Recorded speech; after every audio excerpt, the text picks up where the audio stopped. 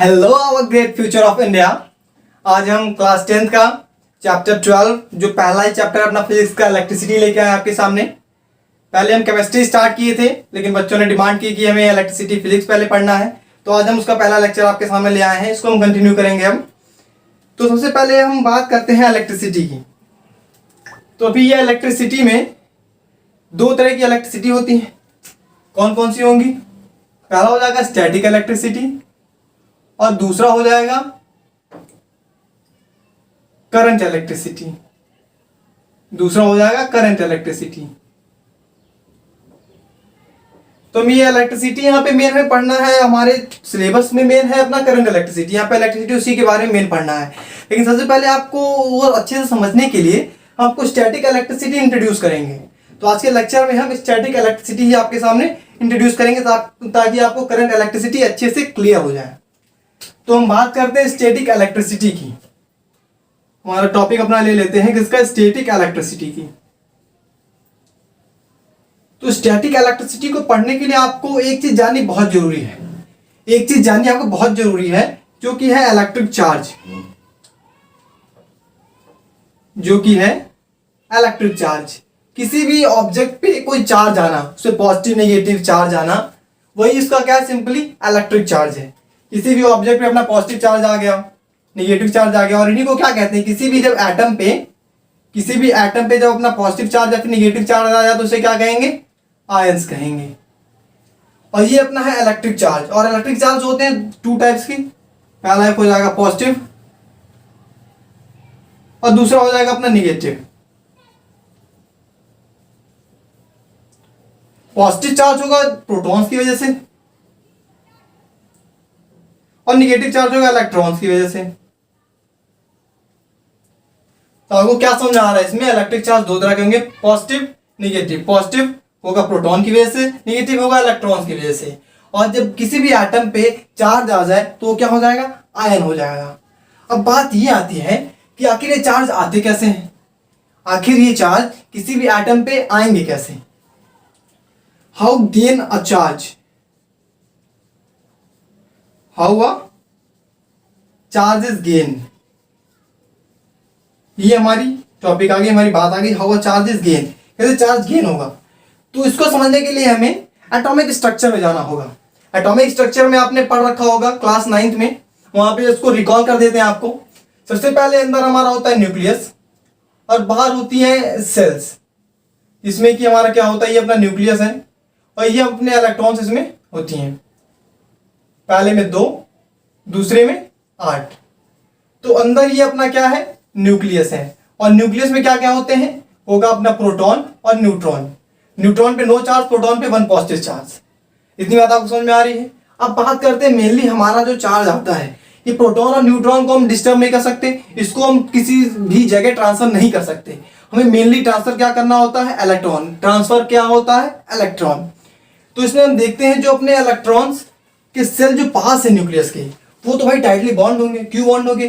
Positive और negative opposite charge है, एक दूसरे को आपस में क्या करेंगे? अट्रैक्ट करेंगे। Unlike charges always attract each other, एक दूसरे को अट्रैक्ट करेंगे। तो जो पास वाले सेल होंगे, ये तो टाइटली बाउंड होंगे।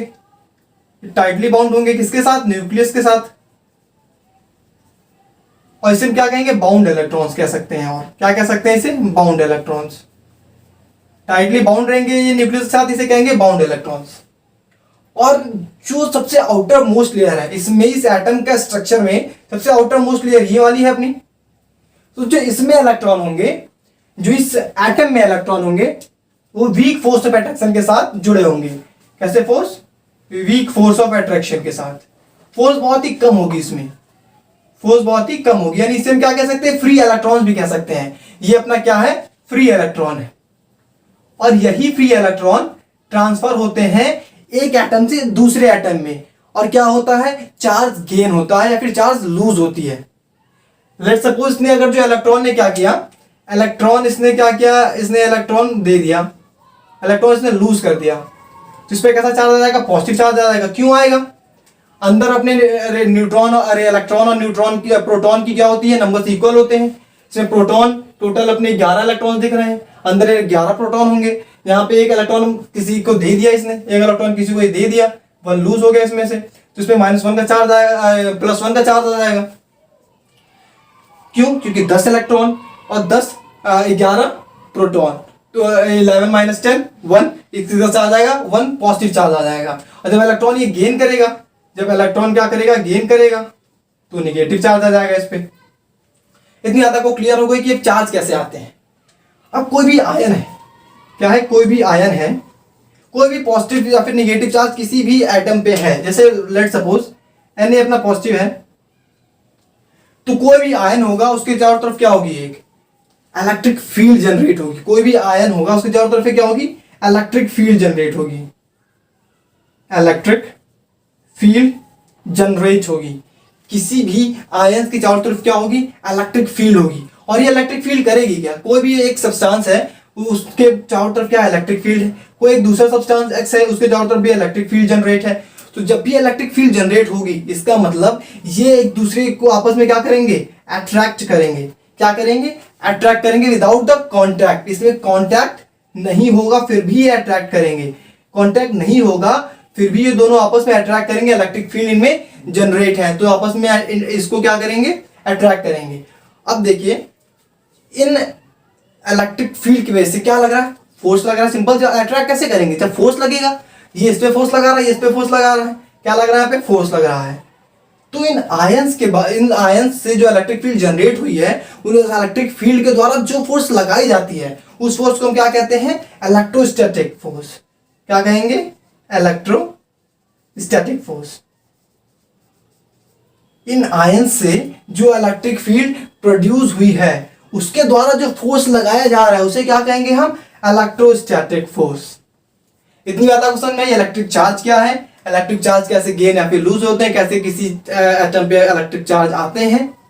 और सिंपल से आपको पता है पॉजिटिव और नेगेटिव दो तरह के चार्ज होंगे। अपना इसका वैल्यू क्या हो जाएगा, मान लो प्रोटॉन के पॉजिटिव चार्ज है 1.6 × 10⁻⁻19 कूलाम, सी फॉर कूलाम हो गया। ये कूलाम क्या है, यूनिट है किसकी, चार्ज की। इलेक्ट्रिक चार्ज की कूलाम क्या है, एसआई यूनिट है।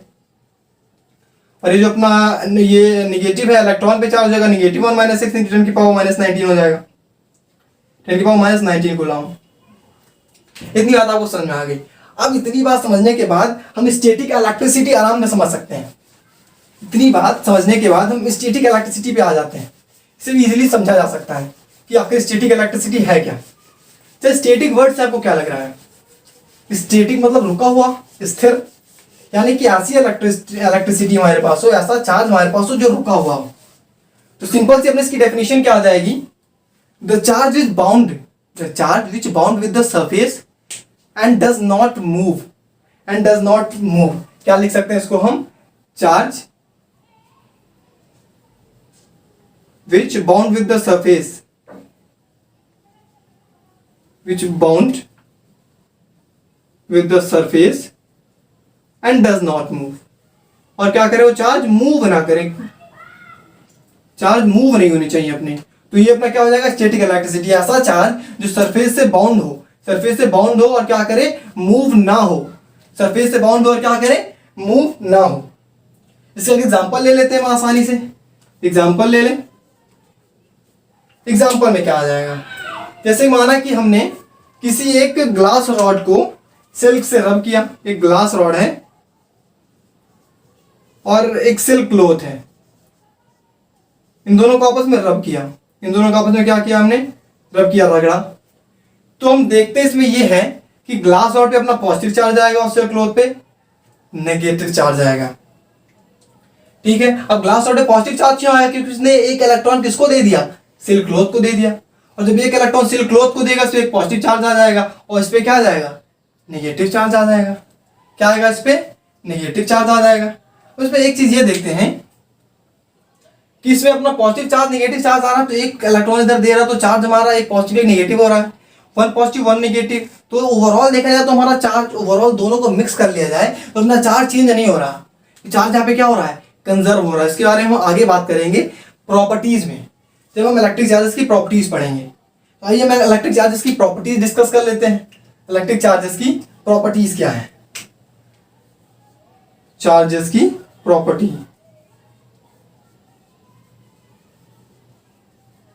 और ये कैसी चार्जेस अपनी इलेक्ट्रिक चार्जेस हैं। इलेक्ट्रिक चार्जेस की प्रॉपर्टीज हम पढ़ लेते हैं।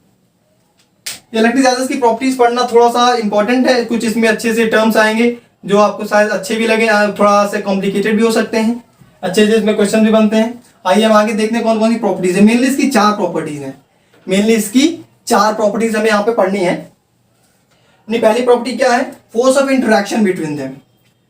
Force of interaction between them, कैसे इंटरैक्ट करेंगे आपस में। Force of interaction between them, आखिर इलेक्ट्रिक चार्जेस कैसे एक दूसरे को इंटरैक्ट करेंगे इसके बारे में पढ़ेंगे हम। दूसरा पढ़ाएंगे हम क्वांटाइजेशन के बारे में। किसके बारे में पढ़ेंगे हम? क्वांटाइजेशन फोर्स के बारे में। थर्ड टॉपिक आएगा अपना conservation of charge. Conservation of charge. और लास्ट अपना आएगा सिंपल सा लास्ट, ये स्केलर क्वांटिटी है, केवल यही इतना हमें जानना है इसमें, स्केलर क्वांटिटी। सबसे पहले बात कर लेते हैं force of interaction between them. सबसे पहले किसकी बात कर ले हम? Force of interaction between them. इसमें कुछ भी नहीं है, बहुत ही सिंपल सी चीज है। आप सबको ये चीज लगभग पता होगी, पहले बहुत बार पढ़ी होगी आपने। उसमें आखिर कैसे फोर्स लगेगा, कैसा फोर्स लगेगा। इलेक्ट्रिक चार्जेस की हम क्या पढ़ रहे हैं? प्रॉपर्टीज पढ़ रहे हैं। तो इलेक्ट्रिक चार्जेस दो ही तरह की होती है, पॉजिटिव एक निगेटिव, सिंपल सी बात है। और इसमें कैसा फोर्स लगेगा, आके फोर्स कैसे इंटरेक्ट होंगे, कैसे फोर्स से वो आपस में जुड़े होंगे, कैसे फोर्स से क्या होगा। तो अब हम सिंपल सी पता है, हमारे पास दो ही चार्ज हैं, पॉजिटिव निगेटिव। तो कि तो पॉजिटिव पॉजिटिव आपस में इंटरेक्ट होंगे, कि तो निगेटिव निगेटिव, या फिर पॉजिटिव निगेटिव, या फिर उल्टा कर दें उसको निगेटिव पॉजिटिव। तो सबसे पहले बना पॉजिटिव पॉजिटिव करें और निगेटिव निगेटिव करें। जब सेम चार्जेस रहते हैं, सबको पता है क्या होगा? रिपल्सन होगा। सेम चार्जेस पे रिपल्सन होगा। और जब अपना अपोजिट चार्ज रहेगा, निगेटिव पॉजिटिव, पॉजिटिव निगेटिव कुछ भी लिख ले, तो क्या होगा? अपना अट्रैक्शन होगा। सिंपल सी बात है। फोर्स ऑफ इंटरेक्शन कैसा होगा इसमें? Positive positive charge, same charge, repulsion, opposite charge, unlike charges, attraction. Simple चीज इसमें, और हमें कुछ नहीं ध्यान देना है। हमें पहली प्रॉपर्टी में इतना ही देखना कि आखिर ऐसे ही फोर्स में लग रहा है कैसे, इंटरेक्शन और रिपल्शन। अब हम दूसरी बात कर लेते हैं, ये बहुत इंपॉर्टेंट अपनी बात है, क्वांटाइजेशन फोर्स की। कुछ बच्चों ने इसको पढ़ा होगा कहीं ना कहीं पहले, और कुछ के लिए नया होगा कि क्वांटाइजेशन फोर्स क्या है। अब ये क्वांटाइजेशन फोर्स क्या है, या फिर हम कहते हैं क्वांटाइजेशन ऑफ चार्ज भी कहते हैं इसको। हम क्या कहते हैं? Quantization of charge. फिर चार्ज कैसे क्वांटाइज होते हैं, चार्ज कैसे क्वांटाइज होते हैं, तो इसका प्रिंसिपल क्या कहता है। सिंपल से इसके प्रिंसिपल को देखते हैं तो हमें सारी चीजें समझ में आती है। इसको प्रिंसिपल को हम देखते हैं तो हमें सारी चीजें क्या आती हैं, समझ में आएगी। इसका प्रिंसिपल कहता क्या है? किसी भी ऑब्जेक्ट पे अगर जो कोई चार्ज है, किसी भी ऑब्जेक्ट पे चार्ज है, तो वो उस इलेक्ट्रॉन के चार्ज का क्या होगा? इंटीग्रल मल्टीपल होगा। क्या होगा? इंटीग्रल मल्टीपल होगा। इसको हम अच्छे से समझने के लिए लिख लेते हैं इसके प्रिंसिपल को। इंटीग्रल मल्टीपल होगा, यानी कि charge on a substance, charge on a substance have integral multiple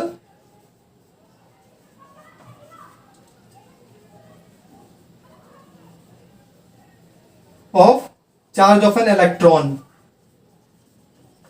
of charge of an electron।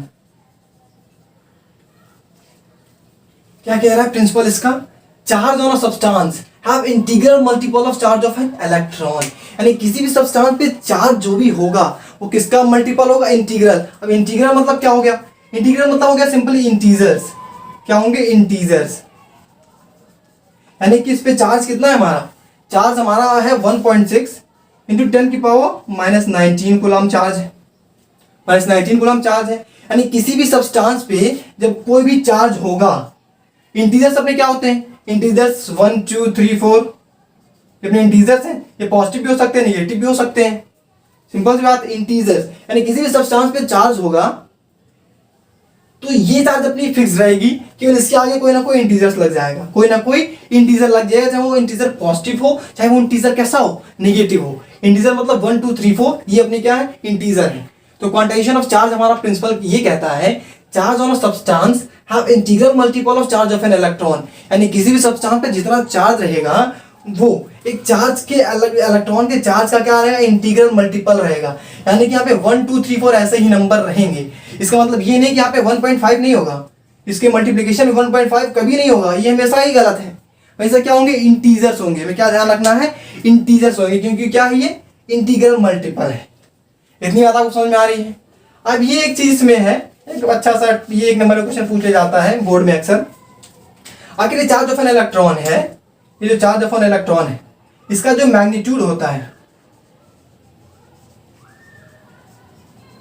इसका जो मैग्नीट्यूड होगा, यानी जो उसका बल होगा, फोर्स होगा, जो अंदर उसकी पावर होगी, जितना भी चार्ज होगा किसी भी इलेक्ट्रॉन पे, उसके मैग्नीट्यूड को हम क्या कहते हैं, एलिमेंट्री चार्ज कहते हैं।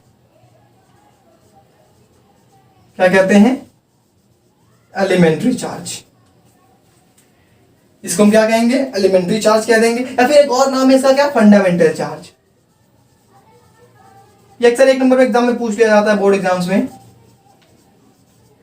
ये जो चार्ज ऑफ एन इलेक्ट्रॉन है, इसका मैग्नीट्यूड केवल ओनली मैग्नीट्यूड क्या होगा, एलिमेंट्री चार्ज होगा, या फिर इसे क्या सकते हैं, फंडामेंटल चार्ज। और इसे हम डिनोट करते हैं ई से, स्मॉल ई से करते हैं। और ये हमेशा ही किसमें होंगे, पॉजिटिव में होंगे। क्यों होंगे पॉजिटिव में, क्योंकि ये मैग्नीट्यूड अपना है। क्यों, क्या कह रहा है, मैग्नीट्यूड कह रहा है। ये चार्ज ऑफ एन इलेक्ट्रॉन या फिर एलिमेंट्री चार्ज किसमें होंगे, हमेशा पॉजिटिव में। क्यों पॉजिटिव में होंगे, क्योंकि केवल इसमें इसके मैग्नीट्यूड की बात कर रहे हैं हम। किसकी बात कर रहे हैं, मैग्नीट्यूड की। और हमारा एक बहुत ही अच्छा सा फॉर्मूला आने वाला है, क्वांटाइजेशन का फॉर्मूला। जो ही अपने 11 12 में भी यही बात आएगी, तो आपको थोड़ा सा अच्छे से इसको बता रहे हैं। आपको 11 12 में कोई भी प्रॉब्लम नहीं आने वाली है, अगर आप यहाँ पे अच्छे से पढ़ेंगे तो। यही चीज़ें 11 12 में भी आपको थोड़ी बहुत मिलने वाली हैं, और थोड़ा सा ब्रीफ होगा, लेकिन यहाँ पे थोड़ी कम में बात करेंगे हम। हाँ, हम पढ़ लेते हैं इसके फॉर्मूले से रिलेटेड चीज़। फॉर्मूले में आखिर इसमें है क्या, अगर कोई एक क्यू चार्ज है, क्या है, क्यू कोई चार्ज है, चार्ज को हम रिप्रेजेंट करते हैं क्यू से। चार्ज को कैसे रिप्रेजेंट करते हैं, क्यू से। इसका साइन हमने क्या बताया था, कूलाम बताया था। इसे लिखते हैं कैपिटल सी से। क्या है हमारा, क्यू कोई चार्ज है, और एन क्या है, कोई भी अपना क्या है, इंटीजर है। कोई भी पॉजिटिव या फिर निगेटिव इंटीजर है। पॉजिटिव या फिर निगेटिव इंटीजर को क्या मान लिया, एन मान लिया।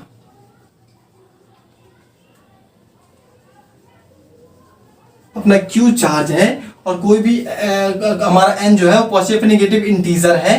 तो अपने यहाँ पे क्वांटाइजेशन का फॉर्मूला, यानी कि जो इलेक्ट्रॉन है, इलेक्ट्रिक चार्ज है, वो हमने फिक्स बताया था 1.6 × 10 की पावर -19 कूलाम। सो आपस में हम रिलेट करते हैं।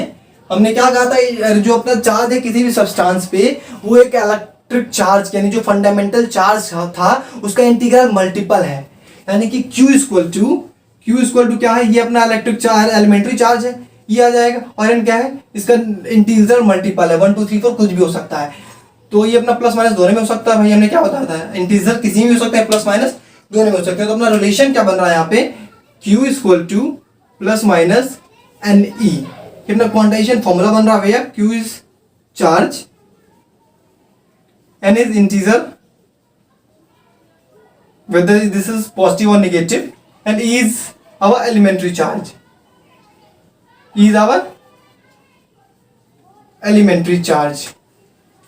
ये है अपना क्वांटाइजेशन फॉर्मूला। और जो अपना E है, ये इसे हम क्या कहते हैं, क्वांटम ऑफ चार्ज भी कहते हैं। ये भी अक्सर बोर्ड एग्जाम में पूछ लेते हैं। ये आपको छोटी छोटी इंफॉर्मेशन बीच में दे रहे हैं हम। इसे हम क्या कहेंगे, क्वांटम ऑफ चार्ज कहेंगे। इसे क्या कहेंगे, क्वांटम ऑफ चार्ज। अभी इस पे एकदम छोटे मोटे न्यूमेरिकल लेंगे आगे। पहले हम इसके थर्ड प्रॉपर्टी की बात कर लेते हैं। प्रॉपर्टी नंबर थर्ड की बात कर लेते हैं, जो क्या था, कंजर्वेशन ऑफ चार्ज। क्या है, कंजर्वेशन ऑफ चार्ज। इसके बारे में हमने अभी पहले थोड़ा सा डिस्कशन किया है, कंजर्वेशन ऑफ चार्ज। तो कंजर्वेशन ऑफ चार्ज क्या है, सिंपल सी, जब कोई भी चीज कन्वर्स होती है, ना ही वो क्रिएट हो सकती है, ना ही डिस्ट्रॉय हो सकती है। इसका प्रिंसिपल में क्या कहता है, नॉट क्रिएटेड, नॉट की जगह हम वर्ड यूज कर ले, neither created, neither created not destroyed. Only क्या होंगे, ये ट्रांसफर हो सकते हैं, ओनली ट्रांसफर हो सकते हैं। कंजर्वेशन ऑफ चार्ज ना ही बन सकता है भाई, ना ही चार्ज पैदा हो सकता है, क्रिएट भी नहीं हो सकता, उसको हमेशा के लिए डिस्ट्रॉय भी नहीं कर सकते। क्या होगा, केवल ट्रांसफर होगा। क्या होगा, केवल ट्रांसफर होगा। इसका एग्जांपल लेके आपसे बात करते हैं तो आपको अच्छे से क्लियर होगा। हमने पहले इसका एक एग्जांपल लिया था, एग्जांपल हमने लिया था पहले सिल्क क्लॉथ और किसकी, ग्लास रॉड की। इनको आपस में हम रब करते हैं तो सिल्क क्लॉथ पे निगेटिव चार्ज आता है और ग्लास रॉड पे आता है पॉजिटिव चार्ज। ग्लास रॉड पे क्या आएगा, पॉजिटिव चार्ज। इसका मतलब ग्लास रॉड ने सिल्क क्लॉथ को क्या किया है, इलेक्ट्रॉन दिया है। ग्लास रॉड ने क्या किया, लूज किया है इलेक्ट्रॉन को, लूज इलेक्ट्रॉन्स, और सिल्क क्लॉथ ने क्या किया है, गेन इलेक्ट्रॉन, इलेक्ट्रॉन को गेन किया है। यहाँ पे एक ही इलेक्ट्रॉन हम दे रहे हैं, यहाँ पे केवल इलेक्ट्रॉन लिख देते हैं। तो हम देखते हैं कि इसमें पॉजिटिव चार्ज है, हमारा निगेटिव चार्ज है। फिर हमने क्या कहा कि ना ही क्रिएट होगा ना ही डिस्ट्रॉय होगा, केवल क्या होगा, ट्रांसफर होगा। यहाँ पे एक इलेक्ट्रॉन किसको ट्रांसफर हो गया है, सिल्क क्लॉथ को। तो हमने ट्रांसफर वाला यहाँ पे फंडा फिट बैठ रहा है, कंजर्व करना है। लेकिन हम ये देखते हैं कि जो हमारे सिल्क क्लॉथ और ग्लास रॉड पे जो ओवरऑल चार्ज क्या है, दोनों को कंबाइन करके इसमें ओवरऑल चार्ज क्या है। तो अपना भाई ग्लास रॉड पे पॉजिटिव चार्ज है और सिल्क क्लॉथ पे निगेटिव चार्ज है। पॉजिटिव निगेटिव आपस में क्या हो जाते हैं, कट जाते हैं, खचा खचा। हमने क्या कर दिया, काट दिया। हमें क्या देखते हैं कि कंजर्वेशन हो रहा है किसका, चार्ज का। ना ही क्रिएट हो रहा है ना डिस्ट्रॉय हो रहा है, केवल क्या हो रहा है, ट्रांसफर हो रहा है। ग्लास रॉड पे पॉजिटिव चार्ज आया, सिल्क क्लॉथ पे निगेटिव चार्ज है। लेकिन हम ओवरऑल चार्ज इन दोनों को मिक्स करके देखें, ओवरऑल चार्ज इन दोनों को मिक्स करके देखें तो क्या आएगा, चार्ज कुछ भी नहीं आएगा। इसका पॉजिटिव इसका निगेटिव आपस में क्या हो जाएंगे, क्रॉस हो जाएंगे, कट जाएंगे। इस पर कोई भी चार्ज नहीं आएगा। इस तरह से हम देखेंगे कि ओवरऑल क्या होता है, चार्ज का कंजर्वेशन होता है, चार्ज का कंजर्वेशन होता है। अपना लास्ट देख लेते हैं प्रॉपर्टी, बहुत ही सिंपल सी प्रॉपर्टी है। प्रॉपर्टी क्या है कि अपना जो चार्ज है वो स्केलर क्वांटिटी है।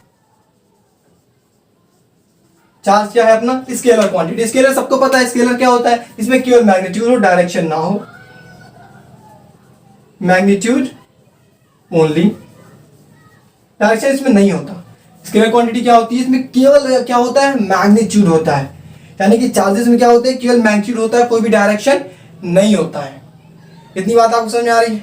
अच्छा, जब केवल मैग्नीट्यूड है, जैसे कि माना किसी पे हमारा 1 चार्ज है, पॉजिटिव 1 चार्ज है, किसी पे हमारा निगेटिव 2 चार्ज है, हम केवल पॉजिटिव 1 और निगेटिव 2 को आराम से जोड़ सकते हैं। जैसे कि हमने लिख दिया 1 - 2, ऐसे हमने ऐड कर लिया, 1 + -2 ऐसे ऐड कर लिया। प्लस माइनस अपना क्या हो जाएगा, 1 - 2 हो जाएगा। हमारा क्या आ जाएगा आंसर, -1। नहीं, चार्ज कितना हो जाएगा, -1।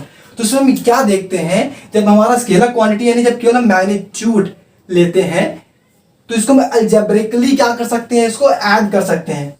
कैसे, अलजेब्रिकली ऐड कर सकते हैं।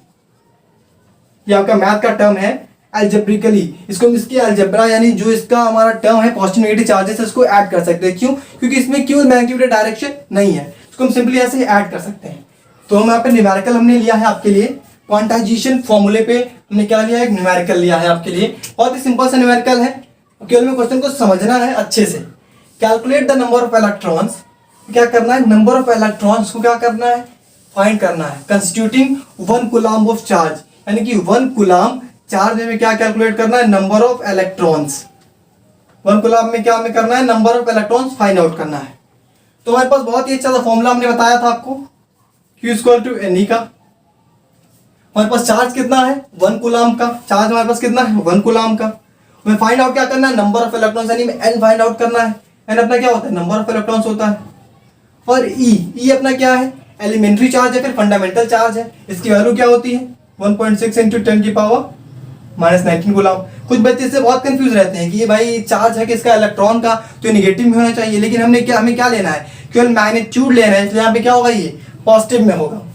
तो मल्टीप्लाई कर लेते हैं, हमें पता है इसका 1.6 × 10⁻⁻19 कूलम्ब। अभी हमारा n है, इसको हम इधर ले आए सिंपल सा। n स्क्वायर टू अपना क्या हो जाएगा, 1/1.6 × 10⁻⁻19 कूलम्ब। ये कट गया अपना, 10⁻⁻19 ऊपर ले जाएंगे, 10⁻⁻19 ऊपर ले जाएंगे तो 10⁻19 हो जाएगा। और नीचे अपना 1.6। इसको हम आगे सॉल्व करते हैं। आगे इससे लिख ले हम 10⁻100 × 10⁻18। इसको डिवाइड कर दें अब, 10 × 10⁻18 लिख लें, 1.6 से पॉइंट हटा दें, आप 100 कर लें। अब 16 से इसको डिवाइड कर दें, 16 × 96, 40 6 32 16 5 80 और आंसर क्या है 6.25 इंटू 10 की पावर 18 इलेक्ट्रॉन्स। 6.25 इंटू 10 की पावर 18 इलेक्ट्रॉन्स आएंगे कितने में? 1 कूलम्ब ऑफ चार्ज में। इतने इलेक्ट्रॉन किस में आएंगे? 1 कूलम्ब ऑफ चार्ज में। आपके लिए अगला क्वेश्चन ले लेते हैं। आपको इस पे क्वेश्चन पूछे जाते हैं, इस पे क्वांटाइजेशन फॉर्मूले पे Q = NE पे क्वेश्चन पूछ सकते हैं, डिपेंड करता है एग्जामिनर पे। नहीं पूछते हैं फिर भी हमें अपने नॉलेज के लिए इसको पढ़ना है, बहुत ही इंपॉर्टेंट चीज है ये अपनी इलेक्ट्रिसिटी में। और हम देखते हैं कि किसी भी एक कंडक्टर पे एग्जांपल ले लेते हैं, बहुत ही अच्छा सा क्वेश्चन ले लेते हैं। किसी एक कंडक्टर पे अपना चार्ज ले लेते हैं, किसी भी एक कंडक्टर पे अपना चार्ज ले लेते हैं 11.2 इंटू 10 की पावर -19 कूलम्ब का। ठीक है, इसमें यह बताना है कि कितने इलेक्ट्रॉन क्या है ज्यादा है, इतने कूलम्ब में कितने इलेक्ट्रॉन इसमें रहेंगे, कितने इलेक्ट्रॉन एक कूलम्ब के चार्ज में जितने इलेक्ट्रॉन रहेंगे उससे कितने इलेक्ट्रॉन ये ज्यादा होंगे। कंडक्टर है क्या है अपना निगेटिव चार्ज है इतने का। हाउ मेनी इलेक्ट्रॉन्स एक्सेस और short than normal state. Normal state से कितने क्या होंगे? एक्सेस होंगे या फिर शॉर्ट होंगे। एक्सेस और शॉर्ट होंगे किससे? नॉर्मल स्टेट से। ये अपना चार्ज है 11.2 न्यूटन की पावर -19 कूलम्ब। उसमें ये बताना है कि एक नॉर्मल स्टेट से कितने इलेक्ट्रॉन अपने क्या होंगे? एक्सेस होंगे या फिर कम होंगे। तो हमारे पास चार्ज सिंपल हमें पता है, ये अपने पास चार्ज है भाई, अपना पुराना formula Q = NE। Q = NE हमारा पास फॉर्मूला, अपना चार्ज क्या है 11.2 इंटू 10 की पावर -19 कूलम्ब। एन इधर है हमारे पास एलिमेंट्री चार्ज में पता है क्या होता है 1.6 इंटू 10 की पावर -19 कूलम्ब। इसको इधर ले आएंगे, n = 11.2 इंटू 10 की पावर -19 कूलम्ब अपॉन 1.6 इंटू 10 की पावर -19 कूलम्ब। ये कट गया अपना, ये कट गया 112/16 7 इलेक्ट्रॉन्स आए। 7 इलेक्ट्रॉन्स यहाँ पे क्या है ये देखिए, क्वेश्चन ध्यान से समझिएगा। अपना ये चार्ज इतना दिया हुआ है, क्या कह रहा है नॉर्मल स्टेट से कितने इलेक्ट्रॉन, नॉर्मल स्टेट से कितने इलेक्ट्रॉन ज्यादा या फिर कम होंगे इतने कूलम्ब चार्ज में। यानी एक इलेक्ट्रॉन का चार्ज जितना होगा उसका ये चार्ज कितना गुना है, यानी उसमें कितने इलेक्ट्रॉन्स आ रहे हैं। ये अपना क्वेश्चन था, अच्छे से समझ लीजिए, कंफ्यूज मत होइए इसमें। तो कितना एक्सेस है फिर शॉर्ट है, तो हम देखते हैं हमने जब किया तो 7 इलेक्ट्रॉन्स यहाँ पे क्या आ रहे हैं? एक्सेस आ रहे हैं। 7 इलेक्ट्रॉन्स क्या आ रहे हैं? एक्सेस आ रहे हैं। 7 इलेक्ट्रॉन्स एक्सेस, 7 इलेक्ट्रॉन्स में ज्यादा है, कम तो है नहीं। आपने कैलकुलेशन किया सबसे पहले Q = NE लगा दिया, क्यों अपने पास ये चार्ज था नंबर ऑफ इलेक्ट्रॉन, और ये अपना एलिमेंट्री चार्ज है, फंडामेंटल चार्ज है। इसको इधर ले आए, अपन ने फिर इसको सॉल्व कर दिया, अपना 7 इलेक्ट्रॉन एक्सेस आ गया। तो ये हमने बहुत ही सिंपल 2 आपके लिए न्यूमेरिकल लेके आए। अगले वीडियो में बात करेंगे कूलम्ब्स लॉ की। तब तक आप लोग पढ़ते रहिए अच्छे से और न्यूमेरिकल्स पे सॉल्व करते रहिए। धन्यवाद।